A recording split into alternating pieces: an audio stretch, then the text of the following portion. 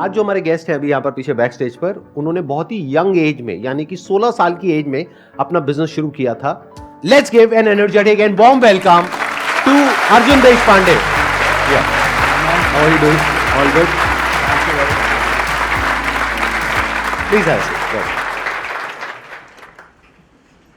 Thank you very much for having me here. और आपको मतलब देख के और मतलब बचपन से आपको देखता हुआ आया हूँ, और मतलब मैं कहता हूँ कि बहुत लोग बिजनेस बनाते हैं बट संदीप सर एंटरप्रेन्योर्स बनाते हैं। वो इंस्पिरेशन देते लोगों को, मतलब inspiration great thing.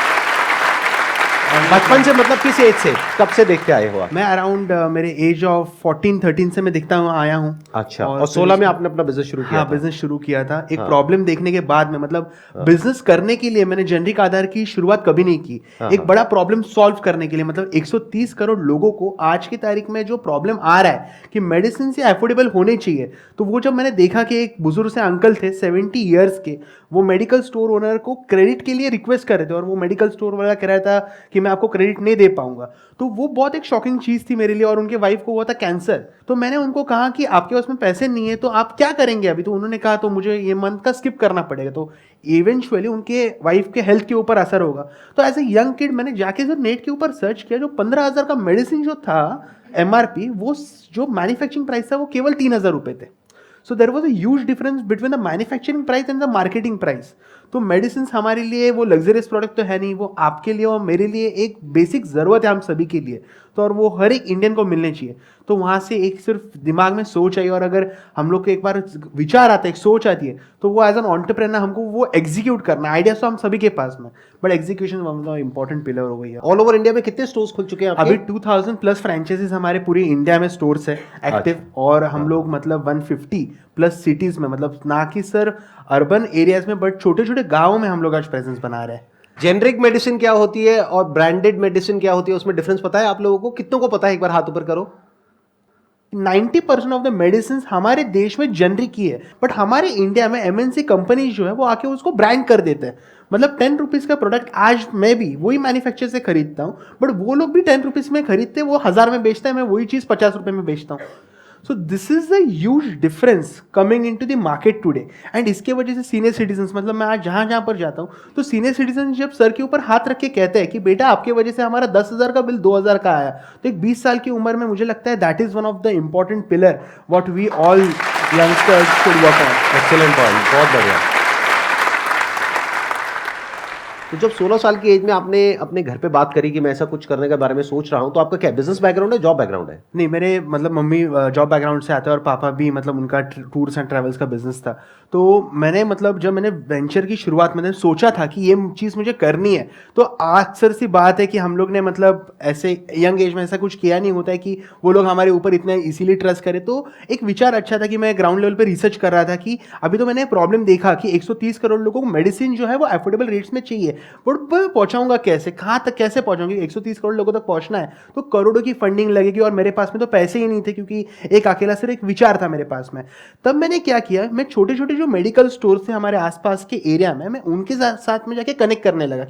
Around 100-200 stores के ऊपर मैंने विजिट किया, बट बहुत सारे लोग उतना ट्रस्ट नहीं कर रहे थे कि आप, मतलब वैसा मैंने कुछ किया है ना। मेरा पहला स्टोर जब एग्रीगेट हुआ, मैं फर्स्ट स्टोर, उस रात को मतलब मैंने उनके साथ में एग्रीमेंट साइन किया, और उसके बाद में मैंने जाके मम्मी पापा को बोला कि मैंने पहला स्टोर का एग्रीमेंट साइन करके मैं आया हूँ और कल उसका इनॉग्रेशन है। तो फिर उन्होंने सपोर्ट किया, फिर वहां से फिर मम्मी पापा को कन्विंस अच्छा, किया। Very interesting. तो आपने पहले सीधा जा करके अपने घर वालों को नहीं बताया? नहीं बताया। या फादर मदर को कुछ हिंट तो दिया होगा जब आप इन स्टोर ओनर से बात करने गए थे? मैंने नहीं दिया। मैं उनको कहता था कि मतलब मैं मेरा तब क्या बोलते थे, मैं कहाँ जा रहा हूँ? मैं मतलब कॉलेज जा रहा हूँ, 11th-12 मेरा जस्ट 10th हो गया था, 11th-12 चल रहा था मेरा। तब मैं उनको कहता था कि मैं कॉलेज जा रहा हूँ, और उसके साइड में मतलब 2 व्हीलर तो था, तो मेडिकल टू मेडिकल विजिट करता था जैसे हमारे। तो बंक मारते थे स्कूल से? हाँ, तब मैं बंक मारता था और डायरेक्टली वहाँ पर जाता था। तो उनको बोलने तो की आपने अपना स्कूल कंप्लीट किया या नहीं किया? पढ़ाई पूरी करी या नहीं करी? 12th मैंने की, उसके बाद मैंने नहीं किया, क्योंकि मैं मानता हूँ कि एजुकेशन में आपसे बात करो, आप मुझसे बात करें, we are sharing education. Right. Degree is not just a method to gain something, और we can not prove just a degree for ourself. तो हम लोग जो नया करते हैं तो that is mean a lot for me. तो अब मैं ये समझना चाहूंगा कि आप पहले गए 100-150 फार्मासिस्ट के पास में, जिसको इंडिया में हम केमिस्ट बोलते हैं, उनसे जाकर के मिले कि मैं आपके स्टोर को ब्रांडेड कर दूंगा, मैं ये कर दूंगा, मैं वो कर दूंगा, बट वो कहेगा कहाँ से करोगे, पहले दिखाओ तो सही। बराबर है, बहुत बड़ी क्योंकि बात तब तक आपका एक भी स्टोर नहीं है। था, एक भी स्टोर नहीं था। तो कोई ट्रस्ट कैसे करेगा? Correct correct, this is one of the important pillar. जब हम लोग फ्रेंचाइजी मॉडल बोलते हैं, एग्रीगेशन मॉडल बोलते हैं, तो आपके पास में बेस होना चाहिए कुछ तो, जो कि मेरे पास में बिल्कुल नहीं। जैसे संदीप सर ने कहा, this is one of the important pillar. जब हमारे पास में दिखाने के लिए नहीं होता तो लोग आपके ऊपर ट्रस्ट इजीली नहीं करते। मेरा बहुत अच्छा पॉइंट क्या था, मेरा जो पहला स्टोर इनॉग्रेट हुआ था उसके बाद में, मतलब जो वो 2 भाई थे, उनको मैंने बहुत कठिनाई से मैंने कन्विंस किया उनको कि हमारे साथ में जुड़िए। मैंने उनको कहा कि अगर लॉस हुआ भाई साहब वो तो मेरा है, अगर प्रॉफिट हो वो आप ही का दुकान है, आप ही के दुकान में प्रॉफिट आने वाला है, मैं आपका दुकान तो कहीं पर लेके जाने वाला हूं नहीं। वो लॉस आपका कैसे है? आपने इन्वेस्ट किया था उसमें? मैंने इन्वेस्ट नहीं, मतलब मैं उनको कहा कि 15,000 रुपीज मेरे पास में थे, उसको रीब्रांड कर दिया मैंने पूरा। मैंने उनके पास में मेडिसिन जो थे वो up to 80% lesser direct manufacture से रखे, तो जैसे जैसे मेडिसिन सेल होते थे मैं वापस मंगाता था, वापस सेल करता था, तो वो एक चेन में प्रोसेस में चालू हो गया। बट मेरा जब पहला स्टोर चालू हुआ ना, तब सीनियर सिटीजन्स ने इतना अच्छा डिमांड दिया, बहुत लोग वो स्टोर को सक्सेस, मतलब हमारा पहला स्टोर बहुत सक्सेस हुआ, और वो देख के ही हमारा second store, third store convince हो गया ऑटोमेटिकली। क्योंकि जब हमारा एक सक्सेस स्टोरी चलता है ना मार्केट में, तब लोग सामने से आते हैं कि ये, मतलब वो भाई साहब को लोग आके पूछते थे, आप जेनरिक आधार के साथ में जुड़ गए, अभी हम लोग भी इसके साथ में कैसे जुड़े, हमको भी हमारा बिजनेस बढ़ाना है। तो that is the all the chain. But आपको शुरुआत, मतलब मैं हमेशा कहता हूं कि 0 to 1 जाना जितना ज्यादा डिफिकल्ट होता है, उतना 1 to 10 जाना नहीं होता। अभी आपने एक लाइन यूज करी 0 to 1, हाँ जी। जाना बहुत मुश्किल होता है। एक बुक भी है 0 to 1 के नाम से। तो I am more interested in that कि आप 0 to 1 गए कैसे, पहला स्टोर ओपन कैसे हुआ? पहले स्टोर में, मतलब मैं आपको कहूंगा कि जो मेरा फर्स्ट स्टोर था ना, तब वो जो मतलब मेडिसिन प्रोक्योर थे, इंपॉर्टेंट पॉइंट क्या था ना, प्रॉफिट मार्जिन का बहुत बड़ा रोल होता है वहां पर। आज की तारीख में जो हमारा छोटा दुकानदार होता है, मेरे लिए बहुत एक यूएसपी, मतलब मैं हमेशा उनके साथ बात करता था, तो यूएसपी क्या थी कि प्रॉफिट मार्जिन, जो छोटा मेडिकल स्टोर वाला है, आज की तारीख में उनको सिर्फ 5 to 10% प्रॉफिट मार्जिन मिलता है जब वो एमएनसी कंपनीज के ब्रांडेड जेनरिक मेडिसिन सेल करते हैं, क्योंकि उनको वो एमआरपी पे सेल करना होता है, और वो डिस्ट्रीब्यूटर से उनको अगर 100 रुपीज़ की मेडिसिन है वो उनको 95 रुपीज़ 90 रुपीज़ में आते हैं। मैंने वहाँ पर क्या कर दिया, उनको जेनरिक मेडिसिन में 40% का प्रॉफिट मार्जिन दिया, क्योंकि हम लोग के पास में मिडल मैन तो कोई है नहीं, हमको डायरेक्टली मैन्युफैक्चर से प्रोडक्ट लाने और उनको देना है। तो वो जो मेडिसिन है वो 100 रुपीज़ का एमआरपी था, जिसके ऊपर उनको 95 में परचेस करना था, मैंने वो उनको दे दिया 20 रुपीज़ में, उनको 40 रुपीज़ ऐड करके देने 28 रुपीज़ में, तो उनको लो इन्वेस्टमेंट में हाई प्रॉफिट हो गया। तो उसके वजह से उनका क्या हुआ, इन्वेंट्री मैनेजमेंट बहुत अच्छा हुआ और कम इन्वेस्टमेंट में ज़्यादा प्रॉफिट मार्जिन को मिल गया। अब यहाँ पे एक मेरा अगला क्वेश्चन है कि मेडिसिन में एक चीज बहुत इंपॉर्टेंट है कि उसकी क्वालिटी परफेक्ट होनी चाहिए, उसमें कोई कॉम्प्रोमाइज नहीं होना चाहिए किसी तरह का। क्योंकि अगर मेडिसिन इंसान खरीद रहा है तो अपने शौक के लिए नहीं खरीद रहा है, बल्कि ठीक होने के लिए खरीद रहा है। तो ठीक होना चाहिए, वो तभी होगा जब एक अच्छी मैन्युफैक्चरिंग फैसिलिटी से वो बन करके आएगा। तो अभी तो आप 16 साल के लड़के हो, अब आप गए उन मैन्युफैक्चरिंग फैसिलिटीज के पास में, आपने बोला कि ऐसे ऐसे हम अपने जेनरिक आधार के नाम से वो मेडिसिन आपसे लेंगे और आगे यहां से हम सेल करेंगे। तो अब अगर मैं वो मैन्युफैक्चरिंग फैसिलिटी हूं तो मैं आपको उधार तो दूंगा नहीं। करेक्ट। ये आपने कैसे मैनेज किया? वहां से आपको 1-2 लाख रुपए की, 3 लाख रुपए की इन्वेंट्री तो चाहिए ना, तो वो कहां से आई? वो क्या, किसने पैसा इन्वेस्ट किया? अभी इसमें बहुत इंटरेस्टिंग फैक्ट ऐसा है कि इन इंडिया हर एक कंपनी जो एमएनसी होती है ना, उन्हीं का खुद का जेनरिक डिवीजन होता है, बट वो सभी को नहीं पता है, क्योंकि वो लोग जब बैचेस लेते हैं तो उन्हीं के खुद के जेनरिक मेडिसिन होते हैं मार्केट में अवेलेबल। और जब हम लोग कंपनी को अप्रोच करते हैं डायरेक्टली कि हमको जेनरिक, क्योंकि तब के समय में मैं सभी प्रोडक्ट के ऊपर जेनरिक आधार का लोगो नहीं लगा सकता था, क्योंकि वो मुझे लाखों करोड़ों रुपए का खर्चा आ जाता था। तो मैंने क्या किया, वो मैन्युफैक्चरर डायरेक्टली अप्रोच किया कि आप मुझे आपके जेनरिक मेडिसिन दे दीजिए, बॉक्स के हिसाब से दे दीजिए। तो मुझे उन्होंने उनके लोकल जो स्टॉकिस्ट थे उनके साथ में कनेक्ट कर दिया। तो वहाँ से तो मुझे स्ट्रिप में, मतलब वो मुझे लगता है कि अराउंड 10-15,000 का तो मैंने पहले दिन मेरा इन्वेंट्री रखा था, जो कि पहले दिन में ही हो गया खत्म। और उसी से जो हमारा प्रॉफिट हुआ था, मैंने सेकंड डे का इन्वेंट्री खरीद लिया। एक एक करके चैलेंजेस को मीट करते हैं, because there are 4 P's of marketing: product, place, price and promotion, right? Correct. तो एक बात करते हैं प्रोडक्ट की। तो प्रोडक्ट में आपने क्या किया? खुद अपने जेब से पैसा इन्वेस्ट नहीं किया, अपने ब्रांड से नहीं निकाला, क्योंकि आपके पास में पैसे थे ही नहीं। तो आपने क्या किया, उन्हीं कंपनीज के जेनरिक प्रोडक्ट्स थे जिनको वो कंपनीज प्रमोट नहीं करती थी। क्यों? क्योंकि उसमें उनको मार्जिन नहीं मिलता था, राइट? Of course. ये हो गया प्रोडक्ट। अब आता है प्लेस। प्लेस में आपने क्या किया, आपने किसी तरीके से उन 2 भाइयों को कन्विंस कर दिया जो आपका पहला स्टोर था। हाँ, और वो कन्विंस हो भी गए। तो इसका मतलब कि कितनी आपके अंदर एक, मैं क्या कहूंगा, कैसा जज्बा होगा या डिजायर होगा या कॉन्फिडेंस होगा या एक जोश होगा कि आप उनको कन्विंस कर पाए। तो वो आपने कन्विंस कर दिया, तो प्लेस आपको वहां पे मिल गई, मतलब जगह उनकी, बस ब्रांड मेरे आपने उसको बना कॉन्फिडेंस दिया। बहुत था। मतलब मैंने उनको, जो मैं कह रहा था ना, मैं उनको फैक्ट्स के साथ बात कर रहा था, क्योंकि ये चीज उनको पता थी, बट वो करने की हिम्मत नहीं थी उनमें। मैंने उनको वो हिम्मत दी। एक विचार दिया, मैंने उनको एक ड्रीम सेल विजन दिखाई कि देखो Vision ये हो दिया। सकता है, ये पॉसिबिलिटी है। Possibility अब है। उसमें आपका और उनका रेवेन्यू शेयरिंग अरेंजमेंट क्या था, यानी कि जो भी मेडिसिन बिकेंगी ये ब्रांडिंग होने के बाद में, आपका ब्रांड आने के बाद में, तो उसमें कितना पैसा उनका, कितना आपका? नहीं, मैंने उनके साथ में कुछ भी रेवेन्यू शेयरिंग नहीं किया। मैंने क्या किया कि मैं आपको खरीद के दूंगा और उसमें मेरा डायरेक्ट कट होगा, आपको ठीक है। जितना है मतलब वो मिनिमम Got कट it, था। got it, तो got it. उसमें क्या था, फिर मैं उनके साथ में कभी भी प्रॉफिट शेयर करने के लिए बैठा नहीं। अगर मैं बैठ जाता ना तो मुझे कभी जिंदगी में प्रॉफिट नहीं देते थे वो। दैट्स अगेन अ गुड क्या- पॉइंट। आप समझ गए ना इन्होंने क्या किया? इन्होंने कहा आपको मुझे 1 रुपए भी नहीं देना, मेडिसिन मैं ला करके आपको ला के दूंगा दूंगा। सस्ते में। मान लो 100 रुपए की आप बेच रहे हो, मैं आपको ला करके 20 रुपए में दूंगा, आप उसको 28 रुपए की बेचो। कस्टमर को भी correct। फायदा, हाँ जी, आपको भी फायदा, और मुझे 15 रुपए में मिलती थी वो। और आपको 15 रुपए में मिल गई, Simple। इनको 5 रुपए मिल गया पीछे से। सिंपल हो गया ना बिजनेस मॉडल, यहां पे हमने क्रैक कर लिया। प्रोडक्ट, प्लेस, प्राइस, प्राइस भी हमारा क्रैक हो गया। प्रमोशन, आपके स्टोर के बाहर लिखते हैं कि आपको 80% अफोर्डेबल मेडिसिन मिलेंगे, तो पूछेगा बहुत तो आकर लोग के। है ना, बहुत हाँ। तो लोग क्यूरियोसिटी से आ जाते हैं, राइट, ये क्या चीज है। हाँ। हमको अगर मतलब आप कोई भी चीज देखेंगे यहाँ पर सेल है, मतलब मेडिसिन ये सेल वगैरह नहीं है, इट इज अ नेसेसिटी। तो मैंने क्या लिखा था, मेडिसिन ट्रू प्राइस लिखा था, और उसकी वजह से पहले स्टोर के ऊपर पहले दिन हमारे पास में 25 से 30 लोग आ गए थे पूछने के लिए, और उसमें से कम 10 से 11 लोगों ने प्रोडक्ट भी खरीदे थे पहले दिन पे। तो उससे वो चीज़ हो गई। फिर मैं तो बाहर जा जाके मार्केटिंग तो करता था, और उससे फिर धीरे धीरे और लोग आने लगे। मैंने पहले मेरा जो स्टोर था तो मैंने हेल्थ कैंप्स लगाए वहाँ पर, फ्री हेल्थ चेकअप्स। उसके वजह से डायबिटीज़ होने दीजिए, किडनी होने दीजिए, 4-5 टेस्ट थे जो 1000 रुपये तक के थे, मैंने वो 100 कस्टमर्स को फ्री ऑफ कॉस्ट कर दिए। तो वो 100 कस्टमर्स को जिनको मैंने वो टेस्ट दिए, वो मेरे साथ में मतलब वो लॉन्ग टर्म के लिए जुड़ गए मेरे साथ। तो उसमें तो Excellent मेरा point। 1 रुपये का खर्चा नहीं है। आपको सिर्फ ना पॉइंट्स रहते हैं ऑलरेडी मार्केट में, बट ना एंटरप्रेन्योर मतलब सब चीज़ें ना अलग अलग रहती है। एंटरप्रेन्योरशिप में हमको क्या रहती है पता है, आपको सब डॉट्स को ज्वाइन करना आना चाहिए। अगर आपको डॉट आपने ज्वाइन कर दिया, इसका डॉट यहाँ पर, इसका डॉट यहाँ पर, तो आप बिजनेस बना सकते हैं। ये देखिए, पैसा तो आज देश में हर कोई कमाता है, पैसा कमाना बहुत आसान है, बट एक प्रॉब्लम को सॉल्व करना वो बहुत डिफिकल्ट है। Idea that to a big problem which Big is a problem। Genuine problem. हर कोई बिजनेस यही बोलता है कि मैं एक जेन्युइन प्रॉब्लम को सॉल्व कर रहा हूँ। जो बर्गर बेच रहा है वो भी यही बोलता है कि मैं एक जेन्युइन प्रॉब्लम को सॉल्व कर रहा हूँ। राइट, अब वो दुनिया जानती है, अब वो एक्चुअल में असलियत क्या है वो हम सबको पता है कि वो प्रॉब्लम सॉल्व हो रही है, प्रॉब्लम बढ़ रही है। राइट, हाँ। आई मस्ट से इट्स वेरी इंप्रेसिव जिस तरह से रतन टाटा जी ने आपके इसमें इन्वेस्ट किया और आपको सपोर्ट किया, उसके अलावा आपने इन्वेस्टमेंट रेज करी। तो एक स्टैंड पॉइंट से देखा जाए, दुनिया के स्टैंड पॉइंट से, तो you have achieve massive success at a young age because you are just 20 years old. Actual में जो रियल चैलेंज है वो अब आने वाला है आपको। क्यों आने वाला है उसके पीछे रीजन बता देता हूं।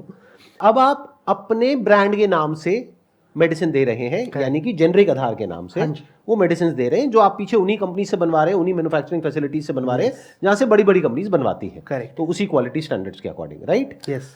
क्योंकि आपने इन्वेस्टमेंट रेज कर ली है, तो जो इन्वेस्टर्स हैं वो आपके ऊपर प्रेशर क्रिएट करेंगे अपना मार्जिन इंक्रीज करने के लिए। तो अब आप अपने आप को किस तरीके से रोकेंगे, that is a big question. ये बहुत बड़ी बात है। आपने जैसे कहा, मतलब मैंने अगर इन्वेस्टमेंट अगर रेज भी किया है तो वो मैंने सस्टेन होने के लिए नहीं किया है, एक्सपेंड होने के लिए किया है। तो मैंने जो इन्वेस्टर्स मतलब generic Aadhaar is from the day one, it's a profitable startup, it a profitable company. हम लोग आज तक एक भी रुपया बंद नहीं करते। आजकल हम लोग जो स्टार्टअप बबल देखते हैं तो हर एक कंपनी लॉसेस में है, बहुत सारी कंपनीज, उसके वजह से उनको इन्वेस्टर्स का प्रेशर आता है। बट जेनरिक आधार हम लोग ने क्या किया, बहुत माइन्यूट से इक्विटी दिया, उसमें ज़्यादा इक्विटी हम लोग ने दिया नहीं। इसकी वजह से we are not on the other side that we have to मतलब वो इन्वेस्टर प्रेशर के ऊपर रहना है, बिकॉज मेरा वो मेंटेलिटी नहीं है कि हम this is a cause we have to solve on. ये प्रॉफिट बनाने के लिए चक्कर में हमको हमारा कॉज नहीं भूल जाना है। यहां तक की स्टोरी बहुत अच्छी है, और अभी क्या हो रहा है, अब आपको धीरे धीरे एक्नॉलेजमेंट भी मिल रहा है। अब आप इस प्लेटफॉर्म पे आए, और भी प्लेटफॉर्म्स पे आप जा रहे हैं, और भी लोगों से मिल रहे हैं, धीरे धीरे सोशल मीडिया पे भी आपके बारे में बात हो रही है। तो अब क्या होगा कि जब सक्सेस मिलती है और सक्सेस के साथ में फेम मिलता है, तो धीरे धीरे हमारी जो वैल्यूज़ हैं वो बैक सीट ले लेती है। ऐसा 99% लोगों के साथ मैंने होते हुए देखा है।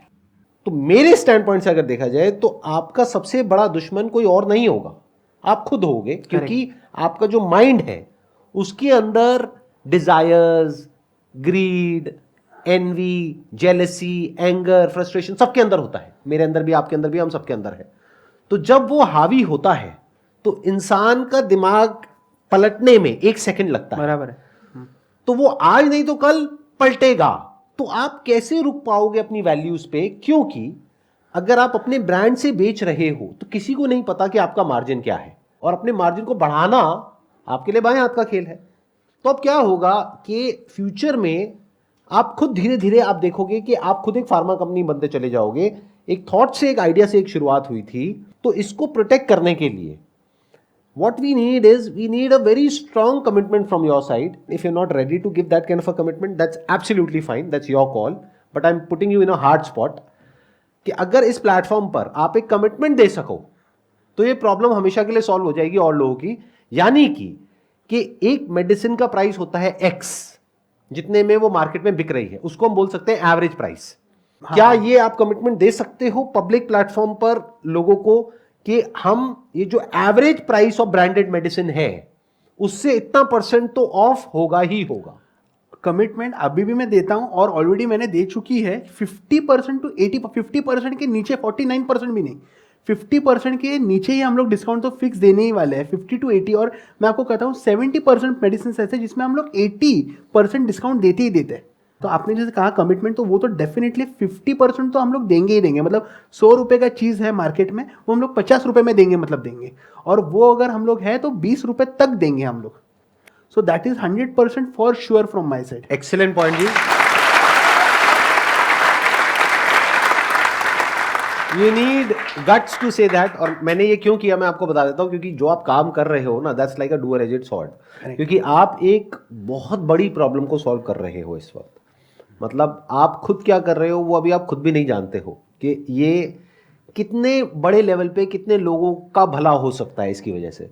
सो आई वांटेड कि मैं ऐसा कुछ करूं कि आपके ऊपर एक जिंदगी भर के लिए एक प्रेशर क्रिएट हो जाए कि अब मैं 50% एक तरह से लक्ष्मण रेखा हो गई कि इसको हम लांग नहीं सकते, नहीं तो जनता छोड़ेगी नहीं ना। हाँ, तो ये जरूरी है, क्योंकि क्या होता है, नहीं तो ये जो ग्रीड है ना, ये एक बार शुरू हो जाए ना खेल, एक बार, तो वो कैसे स्नोबॉल इफेक्ट बनता है कोई सपने में भी नहीं सोच सकता।